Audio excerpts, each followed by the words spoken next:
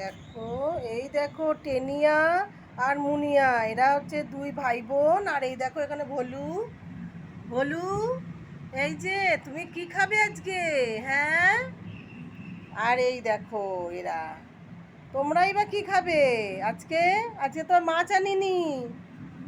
এই যে টেনিয়া, এই যে পালিয়ে যাচ্ছে, আমি বচো, ভিডিও করছি, বচো বচো। এই যে ভলু, তুমি তো ভলু শান্ত হয়ে বসে থাকে গো। আর এই দেখো গো, এই যে এই যে এই যে এই যে